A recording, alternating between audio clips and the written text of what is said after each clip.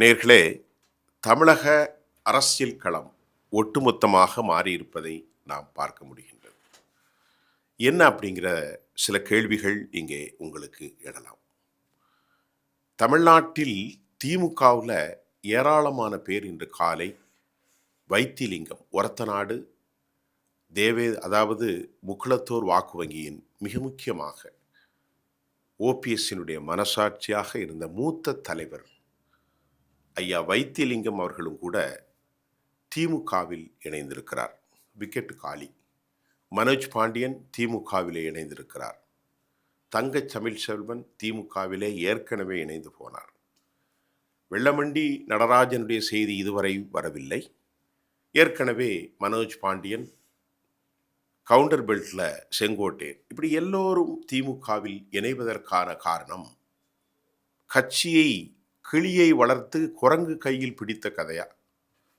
நான் இறந்த பிறகும் 100 வருஷத்துக்கு அப்புறமும் இந்த கட்சி தொடரும் என்று கட்சியினுடைய மிகப்பெரிய ஆளுமை அம்மையார் ஜெயலலிதா அவர்கள் கூறியிருந்தார். இப்ப வைத்திலிங்கம், மனோஜ் பாண்டியன், அது மட்டும் இல்லாமல் மிக முக்கிய தலைவர்கள் எல்லோரும் இணைந்து போனது. அதிமுகவில் ஓபிஎஸ் யாருமே இல்லை. ஓபிஎஸ் தனிமரமாக மாறிவிட்டார். இரண்டாவது, அமமுகவினுடைய நிறுவனத் தலைவர் டிடிவி தினகரன் அவர்களும் கூட சற்று முன்னர் தனது பேட்டியில் தாம் தேசிய ஜனநாயக கூட்டணியில் இணைந்ததை அவர் வலுப்படுத்தியிருக்கிறார். இப்போ நாம் என்ன பார்க்க போகிறோம்னா, இந்த போட்டிகள் ஏற்படுத்த போகும் தாக்கம் என்ன? இது ரொம்ப முக்கியமான விஷயம். அமித்ஷாவை பொறுத்தவரை இந்த திருமணத்தை எப்படி நடத்தியிருக்கார் அப்படின்னு பார்த்தா, பொருத்தமில்லாத கணவன் மனைவிகளை தேர்ந்தெடுத்திருக்கிறார். மனைவிக்கோ வயது 20, கணவனுக்கோ வயது 70. இது எப்படி பொருத்தம் இருக்கும்? அப்படி ஒரு கூட்டணியை அமமுக, எடப்பாடி, பாரதிய ஜனதா இணைப்பாக அவர் சேர்த்திருக்கிறார். இது பலன் தருமா என்றால், பலனுக்கு மாற்றமாக ஒரு இழிவான முடிவை கூட ஏற்படுத்தலாம் என்று இன்று காலை இந்த அமமுகவினுடைய தலைவர் பேட்டி கொடுத்த உடனே டிடிவி தினகரனுடைய பேட்டிக்கு பின்பு பெரும்பான்மையான கருத்துக்கள் இது ஒரு பொருந்தா கூட்டணி, அதாவது டிஸ்ப்ராப்பர்னேட்னு சொல்கிற மாதிரி பொருந்தாத, வரவுக்கும் செலவுக்கும் சம்பந்தம் இல்லாத, ஆணுக்கும் பெண்ணுக்கும் சம்பந்தம் இல்லாத, பாஷை கூட தெரியாத ஒரு திருமணம் போல இந்த 2 பேரும் சேர்ந்துட்டாங்க. அப்போ டிடிவி என்ன சொல்கிறார் அப்படின்னு பார்த்தா, நீரடிச்சு நீர் விலகாது, பங்காளி சண்டை, பங்காளி அங்காளி என்று சொல்வதை போன்று இது ஒரு பங்காளி சண்டை. இதன் மூலமாக எங்களுக்குள்ள இருக்கக்கூடிய பிணக்கு ஒன்றும் இல்லை. நாங்கள் ஒரு டாலரன்சி, விட்டு கொடுத்து போவர் கெட்டு போவதில்லை அப்படின்னா ஒரு பழமொழி சொல்கிறார். இவ்வளவு நாளும் ஒரு துரோகி, ஒரு எதிரி, ஒரு கேவலமானவர், ஒரு சர்வாதிகாரி என்றெல்லாம் ஒருவரை விமர்சிக்கிறார், துரோகி என்கின்றார். ஐயா எடப்பாடியை இவர் விமர்சிக்கின்றார். இப்போது விட்டு கொடுத்தவர் கெட்டுப்போவதில்லை என்று அவர் சொல்வதும், நாங்கள்லாம் பங்காளிகள் தானே. அப்போ அந்த பங்காளிகள் முன்னாடியே சொல்லியிருக்கணும். இப்போ சொன்னது என்ன நடந்திருக்குன்னா, எடப்பாடி பழனிசாமிக்கும் அது லாபம் தரப்போவதில்லை. பாஜகவுக்கு எந்த இடத்திலும் திராவிட இயக்கங்கள் தொடங்கிய தஞ்சை மண்ணில் ஒரு லாபமும் இல்லை. அதே சமயம் பிடிக்காத உறவில் முறைமைகளை ஏற்படுத்தி முரண்பட்ட திருமணத்தை, அதாவது முழுக்க திணிப்பின் அடிப்படையில் நடத்தியிருப்பதாகத்தான் இன்னைக்கு பல பேர் சொல்கிறாங்க. டிடிவி தினகரன் கூட இருக்கிற அமமுக காரர்கள் கூட இந்த முறை அதிமுகவுக்கும் எடப்பாடிக்கும் வாக்களிக்கப் போவதில்லை, அது உறுதியாக ஆகிவிட்டது என்று சொல்லப்படுகிறது. அதனால் இனி இவர்களுக்குள் நாளைக்கு ரிசல்ட் வந்த பிறகும் முரண்கள் தொடரும்.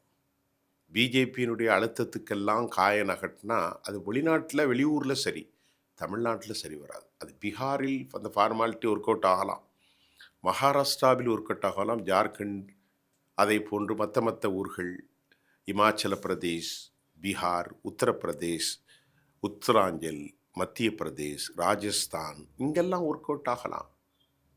தமிழ்நாட்டில் ஒர்க் அவுட் ஆகாது. ஏன்னா இது டெல்டா மண். இந்த கருத்துக்கள தான் நான் உங்களுக்கு சொல்றேன். என்னுடைய கருத்தல்ல. பெரும்பான்மையான கருத்துக்கள் என்ன சொல்லுதுன்னா, திராவிட இயக்கம் பிறந்த மண்ணே டெல்டா.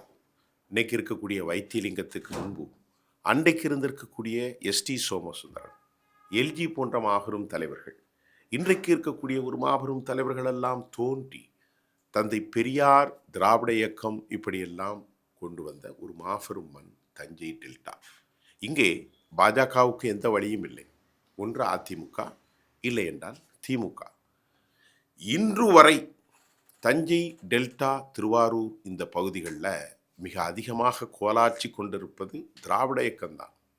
அது அதிமுகவாக இருந்தாலும் திமுகவாக இருந்தாலும் இவர்களிலிருந்து சற்று மாறுபடாத கொள்கை கொண்டிருக்கக்கூடிய டிடிவி தினகரனாக இருந்தாலும் இங்கே சனாதன சக்திகளுக்கு வழி இல்லை. அதிமுகவை அழிப்பதற்கு இவர்கள் முயற்சி செய்கிறார்கள் என்பதை பெருசாக ஒருத்தரும் சொல்ல வேண்டியதில்லை அப்படின்னும் பல பேர் சொல்கிறாங்க. இன்றைக்கு டிடிவியை டெல்லிக்கு கூப்பிட்டு அவர் கேரளாவுக்கு சென்று பெங்களூருக்கு சென்று அங்கிருந்து டெல்லிக்கு சென்றது, பேச்சுவார்த்தை நடத்தியது, நான் கூட்டணி அமைத்து விட்டேன் என்று சொன்னது.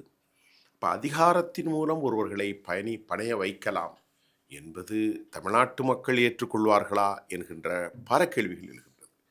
திராவிட இயக்கத்தின் சிந்தனைகளாக பார்க்கப்படும் தஞ்சை, திருவாரூர், தென் மாவட்டங்களில் கோலாட்சி கொண்டிருந்த அமமுக பங்காளிகள் சண்டை நாங்கள் மறந்து போகின்றோம். அங்காளி பங்காளி சண்டைகள், விட்டு கொடுப்பார் கெட்டுப்போவதில்லை என புதிய விஷயத்தை தமிழ் சமூகத்துக்கு சொல்கிறார்.